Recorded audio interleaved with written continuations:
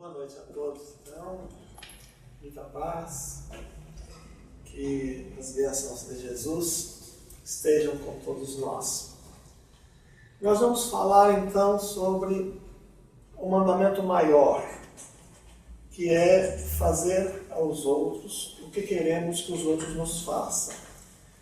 Isso está inserido na lei de amor, que é o ponto central da mensagem de Jesus. É nesta lei que Jesus colocou o vértice, o ponto, o objetivo maior dos seus ensinos.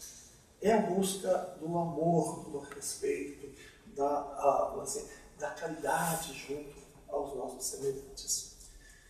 Vamos ver o contexto histórico daquela época. Já estava perto da Páscoa. A Páscoa é a maior comemoração dos judeus. Ela começou muito antigamente como a festa da colheita. Depois se transformou na comemoração do momento em que os judeus foram retirados do cativeiro no Egito. Que houve então o êxodo. Então esta era a festa mais importante do povo judeu. E todo aquele judeu que tivesse possibilidade deveria ir a Jerusalém nessa época. E faltavam poucos dias para a Páscoa, e Jesus disse aos seus discípulos que ele queria ir a Jerusalém, mas que ele queria passar pela Samaria. Os apóstolos ficaram intrigados porque Samaria era um local, um trajeto pela Samaria é um trajeto inóspito, onde existem salteadores, onde as condições da viagem são muito ruins. Então, mas Jesus insistiu que ele queria passar pela Samaria. E alguns apóstolos foram à frente para buscar algum lugar para que eles pudessem se hospedar, algum lugar que eles pudessem buscar um alimento, uma água. E eles foram e não foram bem recebidos pelos samaritanos.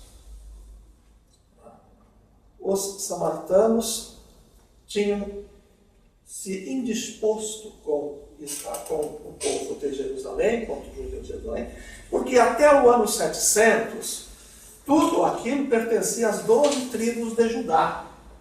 Mas a partir do ano 700, depois quando houve o cisma, se separaram as 10 tribos do norte, onde ficava Samaria e o Monte Corazim. E as 2 tribos do sul, onde fica Jerusalém, onde tinha o Monte Sião. Então, os judeus de Jerusalém comemoravam no templo de Jerusalém, no Monte Sião.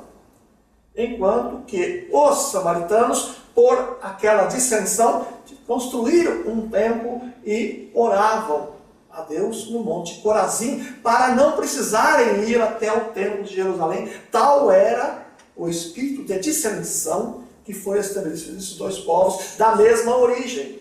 Todos eram descendentes de Abraão, Isaac e Jacó.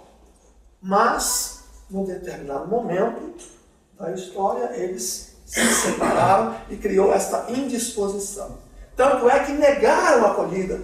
E vejam, negar hospedagem naquela época para um viajor, tinha até uma lenda, um mito que dizia que sobre ele cairia fogo do céu. Tanto é que os apóstolos, quando foram buscar essa hospedagem, e não lhes foi oferecida nenhuma, eles retornaram e disseram que não foram bem acolhidos, que não foram bem recebidos e que não conseguiram nada. E eles perguntaram a Jesus, então, se eles teriam que fazer descer o fogo do céu sobre os samaritanos. Mas Jesus disse, o Filho do Homem veio para construir e para salvar, e não para destruir vidas. Então, mas mesmo assim Jesus insistiu. E eles então fizeram aquela viagem e chegaram em Jerusalém extremamente cansados, com fome, com sede. Mas lá a recepção também em Jerusalém não foi a recepção de atender essas necessidades que aquela caravana tinha, né? Mas sim, já foram logo interpelados pelos fariseus. Os fariseus, aqueles doutores da lei, do farisaísmo, existiam os saduceus, os fariseus, dizem que o Jesus havia tapado a boca aos saduceus, então os fariseus que se julgavam mais competentes, os grandes estudiosos da Torá, que são os 5 livros de Moisés, o Pentateuco mosaico, né? Eles eram especialistas, eles conheciam aquilo a fundo. Então, eles adoravam uma discussão porque eles se julgavam mais preparados. Mas eles não sabiam que eles tinham à frente o governador do planeta. Eles não sabiam que tinham à frente Jesus, o enviado, o Messias. E então, começa perguntando o fariseu: o que devo fazer para ganhar a vida eterna?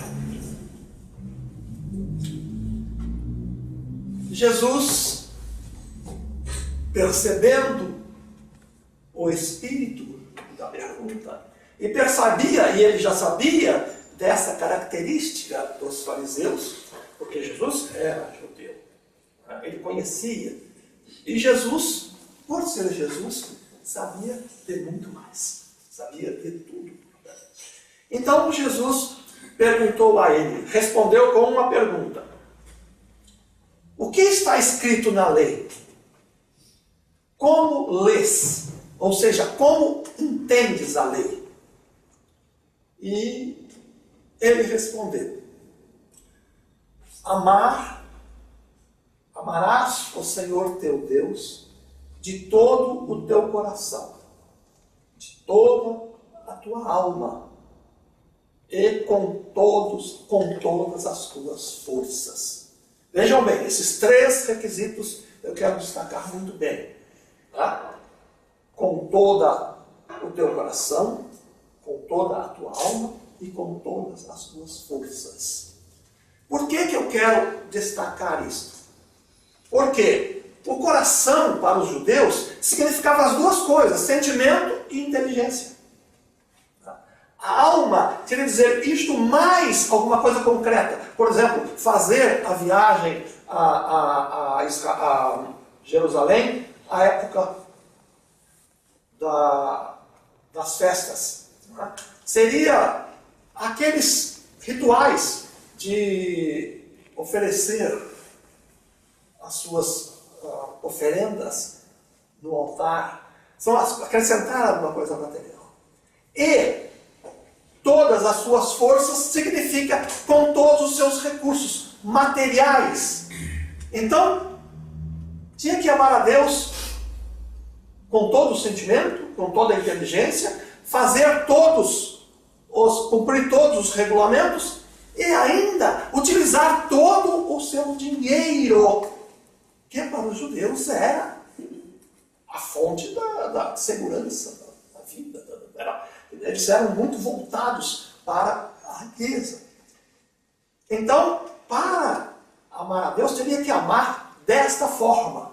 E amar em um segundo. E esse texto está em Deuteronômio 6:5. Capítulo 6, versículo 5. Mas tem o complemento que está em Levítico 18:19. Que é, aliás, 19:18. Que é amar o próximo como a si mesmo. Isso está lá no Velho Testamento. Tá? E tanto estava que no próprio Levítico diz que as pessoas deviam todos os dias repetir essas palavras. Tanto amar a Deus, com todas as coisas, né? Como amar a Deus com todo o teu coração, toda a tua alma e todas as tuas forças, e ao próximo como a si mesmo. Isso já estava, então fazia parte do contexto da vida dos judeus. E Jesus lhe respondeu: respondeste bem, faze assim e viverás. Mas o doutor da lei, querendo querendo justificar-se, ou querendo justificar a sua pergunta, ele completa ainda: mas quem é o meu próximo? Querendo pegar Jesus em algum ponto que pudesse oportunidade para continuar uma discussão que não levava normalmente a nenhuma conclusão, mas simplesmente expunha o contendor a uma situação mais difícil. Mas eles não sabiam que era Jesus. Quem era Jesus? E Jesus lhe respondeu: um senhor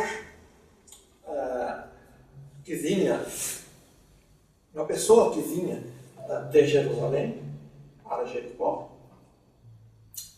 foi assaltada durante a viagem. E passava por ali, naquele momento, um sacerdote. E o sacerdote, vendo aquela pessoa caída, porque ele foi assaltado, ele ficou desacordado, desmaiado, de tanto que ele foi espancado também. O sacerdote viu a cena, não quis se envolver e passou ao largo. Veio um escriba e fez a mesma coisa, passou ao largo. E veio um samaritano que, ao passar por aquele local, se compadeceu daquela pessoa, limpou as suas feridas com óleo e vinho, colocou-o sobre o seu animal e levou-o até uma hospedaria. E, em lá chegando, cuidou dele e, ao sair no dia seguinte, recomendou ao estalajadeiro que cuidasse dele, tomasse todas as providências e que, quando ele voltasse, ele pagaria a diferença. E deixou 2 denários com o estalajadeiro para que ele atendesse aquelas necessidades daquele viajante. E então, Jesus perguntou ao doutor da lei: quem é o próximo daquele homem que foi espancado, assaltado e deixado desmaiado no caminho? O doutor da lei não teve como responder, mas ele respondeu de uma forma indireta, né? Dizendo: foi aquele que o acolheu. Porque ele não poderia dizer que era o samaritano, porque eles se odiavam, eles não se aceitavam. Não é? Os judeus interpretavam que só os irmãos eram só os judeus. Todas as referências restringiam-se aos judeus. Quem não era judeus era fora. Então Jesus propôs esta parábola para ele. Vejam, ele começa dizendo da situação da pessoa que não foi identificada. Ele deixou em aberto. Não se sabe se aquele que foi assaltado, se ele era samaritano, se era judeu, se não era. Jesus queria mostrar que o atendimento tem que ser dado a qualquer criatura. Não pode haver essa diferença entre as pessoas para que elas possam se ajudar. Né? E então,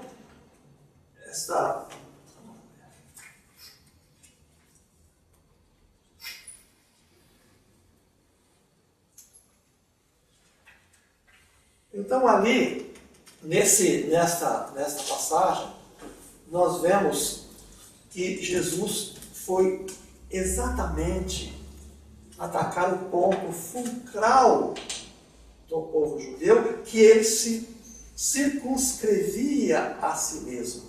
Ele excluía as demais pessoas do contexto. Eles eram o povo escolhido e os demais eram os demais.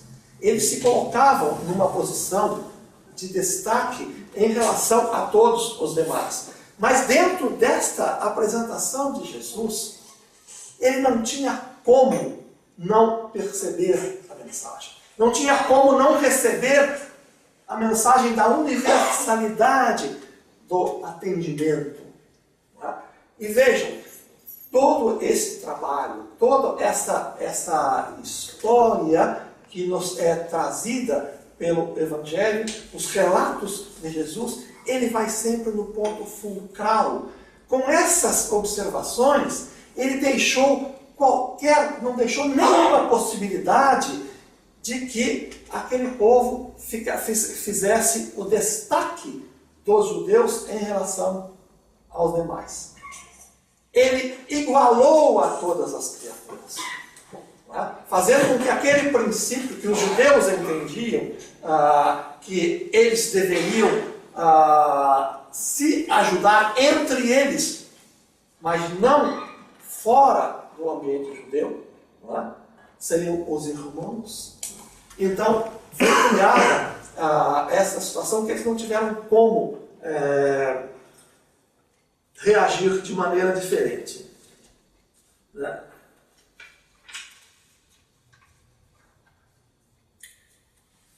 Então, Jesus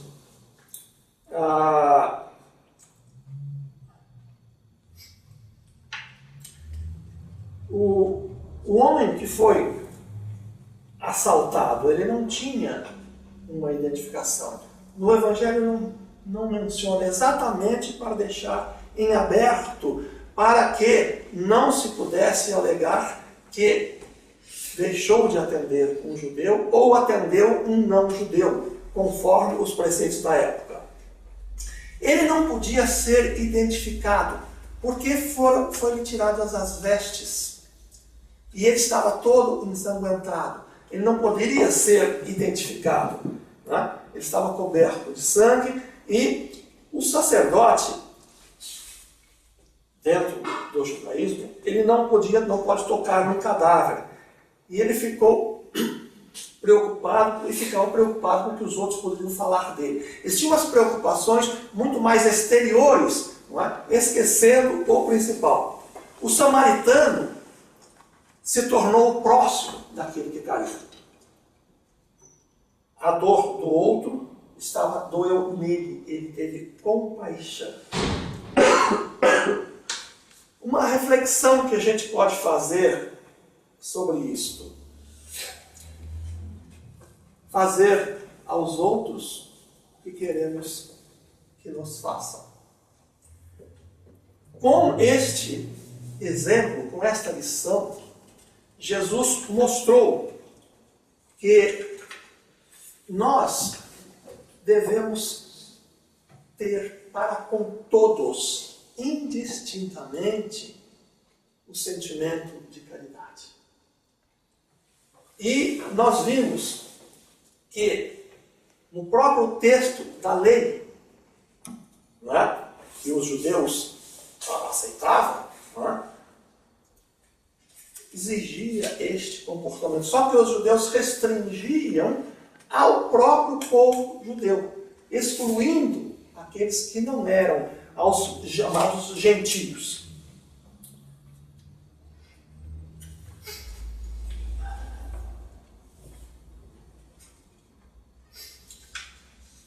Nós vamos concentrar agora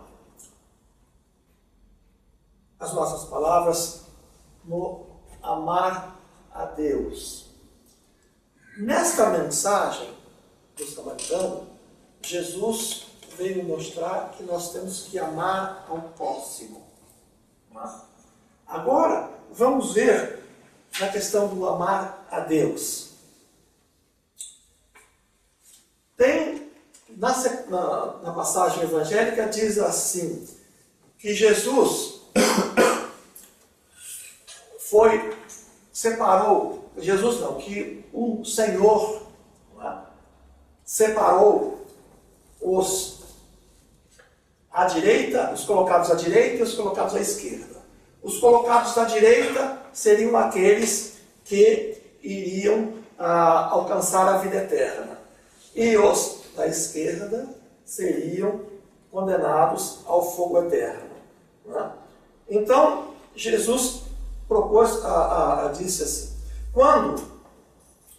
Senhor, quando te vimos com fome e te demos de comer, com sede e te demos de beber, quando te vimos estrangeiro e te acolhemos, e nu e te vestimos, quando te vimos enfermos ou na prisão e viemos a ti?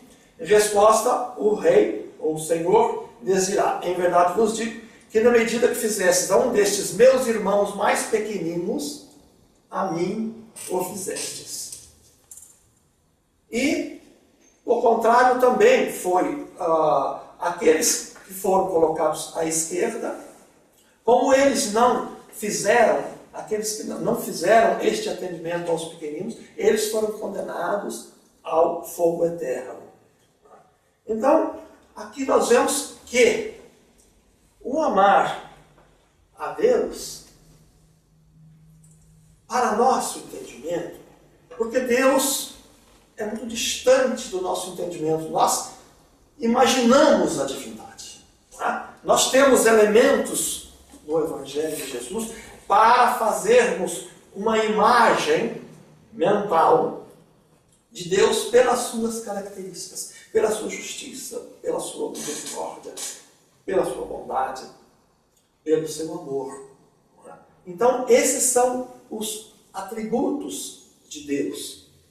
Mas, para um sentido prático da nossa vida, aqui ficou mostrado nesta mensagem que os que convivem conosco e que têm as suas necessidades, se forem atendidos, seria como se estivéssemos atendendo a Deus, ou seja, cumprindo as suas leis. Então, aqueles que foram colocados à direita, que ganhariam a vida eterna, eles, ao atender as criaturas, atenderam a Deus. Tanto é que eles perguntaram ao Senhor, mas quando foi que te atendemos, que te demos de comer, que te demos de beber, quando estavas preso, fomos visitar? Quando foi?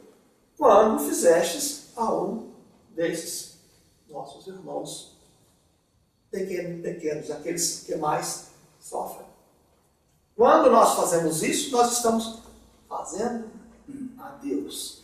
É o sentido mais prático e mais claro do Evangelho, quando nós nos questionamos o que nós devemos fazer, como é que nós devemos agir, como é que nós devemos pensar para que nós tenhamos a chamada vida eterna. Ou seja, para que nós possamos evoluir naturalmente, alcançando sim cada vez mais os valores espirituais e alcançando cada vez mais a paz, a harmonia, a capacidade de realizar, a capacidade de perceber, a capacidade de entender. Porque nós vemos hoje, que o Espiritismo nos mostra, os espíritos mais evoluídos, eles são capazes de perceber as condições, as reais necessidades e também aquelas condições atenuantes que possam ter qualquer criatura que esteja passando por uma experiência de sofrimento. Eles terão, os espíritos mais iluminados terão essa, e é a nossa destinação, é nos iluminarmos para que nós possamos cada vez mais sermos úteis, sermos capazes de participar desse contexto divino que é o de amarmos uns aos outros, como eu vos amei, disse Jesus. Nós vamos encontrar na primeira epístola de João, capítulo 4, versículo 20, a seguinte frase: se alguém afirmar que ama a Deus, mas odeia seu irmão, é mentiroso. Pois quem não ama seu irmão, a quem vê, não pode amar a Deus, a quem não vê. É bem claro que para amarmos a Deus é necessário nós amarmos o nosso semelhante. Não há condição, nós não teremos a nossa sensibilidade, se ela não for suficiente para perceber a necessidade de nós amarmos o nosso irmão, fazer ao outro o que queremos que nos faça, nós não vamos conseguir amar a Deus. Aqui diz, se não amas aquele que vês, como vais amar o que não vês? A humanidade toda que está ao nosso redor é a manifestação divina, é a oportunidade divina, é o processo que a divindade escolheu para que nós pudéssemos evoluir, para que nós, através deste contato com os semelhantes, vendo as necessidades deles, as nossas, e cada vez mais aumentando os nossos valores, aumentando o nosso sentimento de fraternidade, de compaixão, de piedade, para que nós possamos viver em harmonia e aí então nós conseguimos alcançar o que todos nós buscamos, que é a felicidade. É a felicidade mesmo relativa, quanto menos relativa ela for, melhor. Mas nós já podemos usufruir sim de alguns momentos de felicidade, temporários aqui, mas já podemos.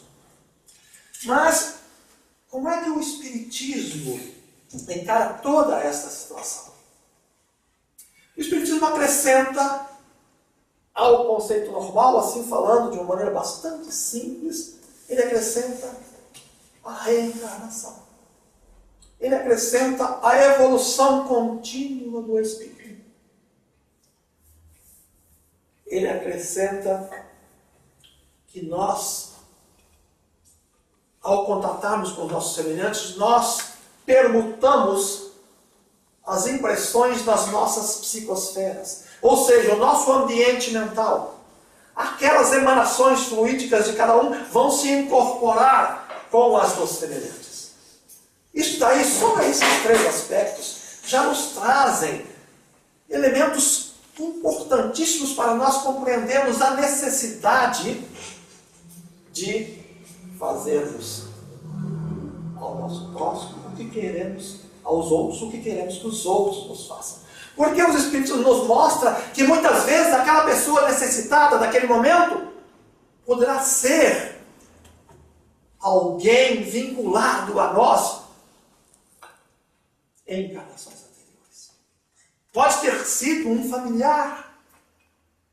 E se nós deixamos passar a oportunidade de atender aquela necessidade, nós podemos deixar passar a oportunidade de atender as necessidades de alguém que muitas vezes é próximo do nosso coração.